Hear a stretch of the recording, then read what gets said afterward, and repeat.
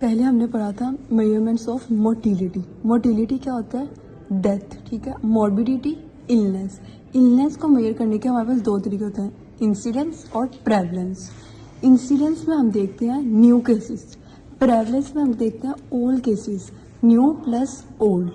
अब इंसिडेंस को देखने के लिए क्या फॉर्मूला होता है? Number of new cases in a year, जो एक साल में जितने केसेस हैं, न्यू केसेस जितने हैं, डिवाइडेड बाय टोटल पॉपुलेशन जो रिस्क पर है, उसको मल्टीप्लाई कर देंगे 1000 से। अब ये देखो, एक टाइम स्पेसिफायर है ना, क्योंकि हम एक साल में देख रहे हैं, और फिर न्यूमरेटर डिनोमिनेटर का पार्ट है, क्योंकि हम उसी पॉपुलेशन में से बता रहे हैं कितने न्यू केसेस आए, और फिर मल्टीप्लायर भी है। ये क्या है? रेट। इसको हम कैलकुलेट किधर से करते हैं? कोहार्ट स्टडी से, ठीक है। कोहार्ट स्टडी को हम लॉन्गिट्यूडिनल स्टडी से भी करते हैं इसको, ठीक है। और इसका यूज़ क्या है? It is use to control disease, और यहाँ रिसर्च पर्पज़ के लिए हम ये करते हैं। Second, prevalence. प्रेवलेंस में हम टोटल नंबर ऑफ केसेस देखेंगे, जैसे कि इसका फॉर्मूला क्या है? Total number of cases new plus old जो एक साल में है।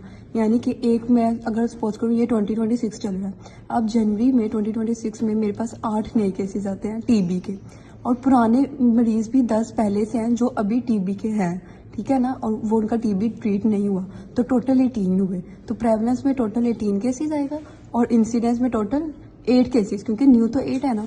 फिर उसको मल्टीप्लाई करेंगे प्रेवलेंस के निकालने के लिए 100 से, और डिवाइड करते हैं किससे? Total population. Numerator is a part of the denominator, और 100 से मल्टीप्लाई किया है, तो इसका क्या मतलब है कि मल्टीप्लाई 100 है।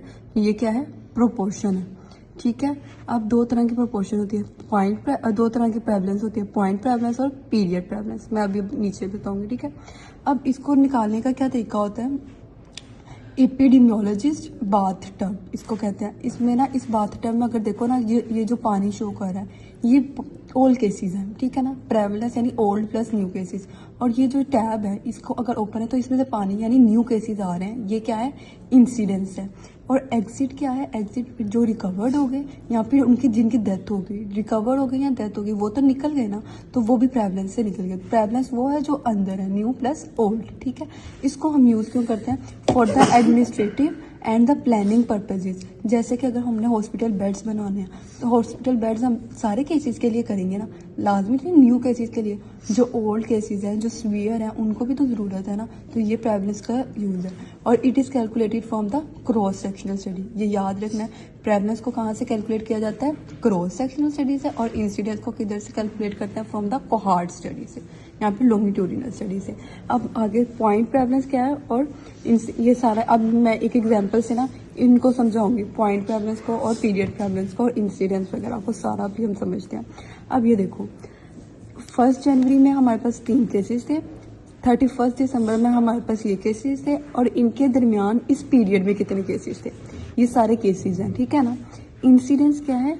न्यू केसेस जो हम इस पीरियड में आए। कितने इस केसेस आए इस पीरियड में? 1 भी नहीं, 2 भी नहीं, 3 आया, 4 आया, 5 आया, 8 आया। ये हो गया इंसिडेंस, ठीक है।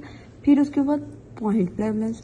पॉइंट प्रेवलेंस में क्या है कि अगर मैं 1 जनवरी का देखूं, तो 1 जनवरी में कितने हमारे पास केसेस थे?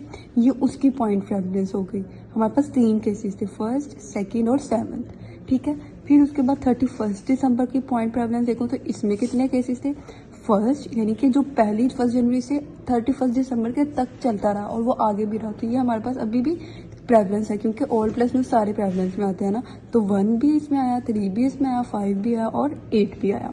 फिर पीरियड प्रेवलेंस किसको कहेंगे? जो जनवरी से 31 दिसंबर तक के दरमियान जितने भी थे सारे केसेस, 1, 2, 3, 4, 5, 7, 8। 6 हम क्यों नहीं कंसिडर कर रहे? क्योंकि ये उसके बाद हुआ था। ये हो गया पीरियड प्रेवलेंस। अब प्रेवलेंस का हमने देखना है रिलेशनशिप। प्रेवलेंस इक्वल होती है इंसिडेंस इनटू ड्यूरेशन। ये बहुत इंपॉर्टेंट है, इसमें से एमसीक्यूज आते ही आते हैं। ड्यूरेशन का क्या इफेक्ट आएगा प्रेवलेंस के ऊपर? ये डायरेक्टली प्रोपोर्शन है, यानी कि अगर किसी डिजीज़ की ड्यूरेशन ज़्यादा है तो उसकी प्रेवलेंस भी ज़्यादा होगी। लेट्स सपोज टीबी है, टीबी की ड्यूरेशन 9 मंथ्स होती है, तो उस 9 मंथ्स में मज़ीद और केसेस आएंगे, तो उसकी प्रेवलेंस क्या है? ज़्यादा है। जिस बीमारी की ड्यूरेशन ज़्यादा है, यानी कि वो लंबे अरसे के लिए रहेगी इंसान के अंदर, तो उसकी प्रेवलेंस भी ज़्यादा है। और जो या तो जल्दी क्योर हो जाए या फिर जो रिस्की हो जिसकी वजह से डेथ जल्दी हो जाए, तो उसका ड्यूरेशन क्या हुआ, कम हुआ। ड्यूरेशन कम हुआ तो उसकी इंसिडेंस भी, उसकी प्रेवलेंस भी कम होगी, ठीक है। फिर उसके बाद आता है इफेक्ट ऑफ ट्रीटमेंट। ट्रीटमेंट का क्या है, कुछ बीमारियां होती हैं जो ट्रीटेबल नहीं होती, कुछ बीमारियां ऐसी होती हैं जो ट्रीटेबल होती हैं।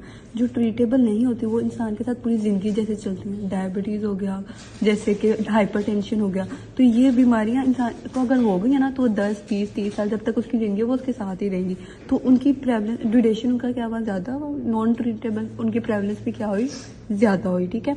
जो ट्रीटेबल है ना, जैसे कि जो बीमारी जल्दी ट्रीट हो जाती है, किसी को कॉलरा हुआ, टाइफाइड हुआ, ट्रीट हो गया तो उसका ड्यूरेशन कम हुआ और उसकी प्रेवलेंस भी कम हुई। फिर इफेक्ट ऑफ वैक्सीन, वैक्सीन लगा दी, वैक्सीन के रिजल्ट में क्या हुआ, अब नया चांस ऑफ डिजीज़ कम हो गया, इंसिडेंस कम हो गई, तो प्रेवलेंस भी कम हो जाएगी।